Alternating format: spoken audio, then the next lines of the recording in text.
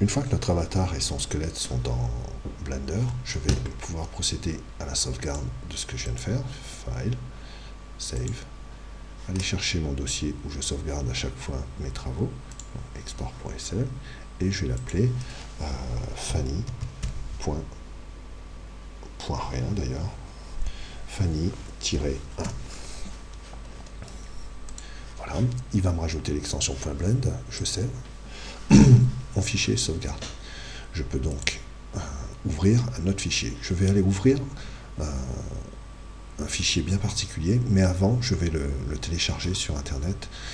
Alors, nous réduisons, nous allons sur le site pour pouvoir télécharger notre fichier. Ce site s'appelle Domino Design. Le voilà. C'est un site qui s'occupe principalement de faire des extensions pour Blender. Et ici, à ce niveau-là, dans ce menu, je vais cliquer sur le mot avatar. Mon lecteur Internet va me proposer d'enregistrer le fichier. Enregistrer.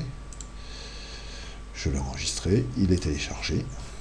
Je vais fermer mon navigateur et revenir dans Blender. Ce travail-là a déjà été sauvegardé, donc je peux ouvrir facilement le fichier que je viens de télécharger qui s'appelle avatar. Ici, nous avons le fichier que je viens de réaliser. Donc, moi, je prends avatar, open. Et voilà, c'est le fichier que l'on vient de télécharger. Alors, hop, vous voyez que la disposition des fenêtres est totalement différente. On peut être un peu perdu dans ce genre d'organisation. Ce que nous allons faire, c'est recharger notre fichier de travail de tout à l'heure. Open. Fanny, open, la disposition que j'ai prise. Je vais refaire la même chose, open.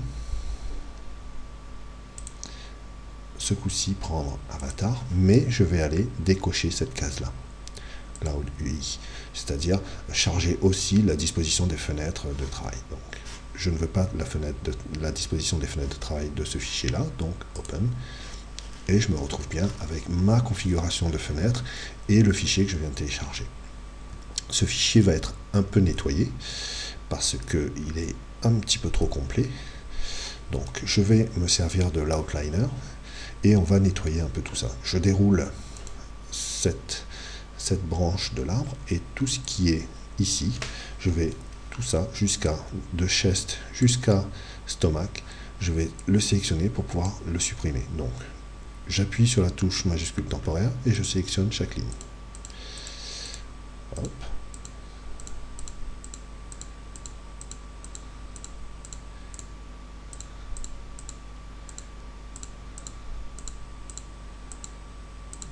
Voilà.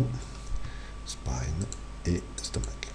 Je me pose ici, je pose ma souris sur la grande fenêtre, j'appuie sur la touche X, delete, oui. Donc voilà, on se retrouve avec un fichier un peu plus propre. Je vais ensuite supprimer la jupe, X, delete, et c'est à peu près tout. Voilà. Notre squelette et si les cheveux, on n'en a pas besoin. Alors les cheveux, X, delete. Notre squelette est correctement positionné et je peux voir que ce squelette a déjà ses weight vertices en faisant la manipulation suivante. Je vais aller sélectionner le squelette, passer en mode pose, sélectionner l'avant-bras par exemple, appuyer sur la touche R et lorsque je remue le bras, on voit bien que à la jointure ici, les choses se passent correctement. Nous avons vu que lorsqu'on avait bougé le squelette et qu'on voulait le remettre dans la position originale, il suffisait de taper la touche espace, taper Clear User Transform et de cliquer sur le menu. Notre squelette revient en mode normal, je reviens en Object Mode et je vais maintenant ajouter sur un deuxième calque. Donc les calques se gèrent dans Blender à ce niveau-là. Ici, nous sommes sur le premier calque, il y a un point jaune dedans, ça veut dire qu'il y a des choses dans ce calque. Nous allons aller sur le calque numéro 2, il n'y a rien. Si je retourne sur le calque numéro 1, il y a mon travail actuel.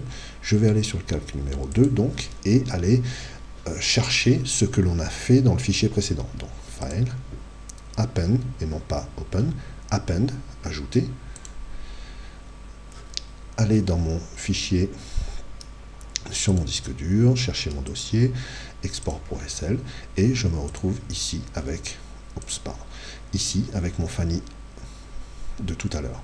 Je clique dessus, Blender ouvre tous les éléments constituants de la scène Fanny, et je vais aller dans Object, chercher mon objet qui est ici, que j'avais oublié de renommer corps tout entier, mais c'est celui-là, Link, et voici mon avatar. Dans le premier, j'ai l'avatar de la personne qui a réalisé le fichier, et dans le second calque, j'ai mon avatar.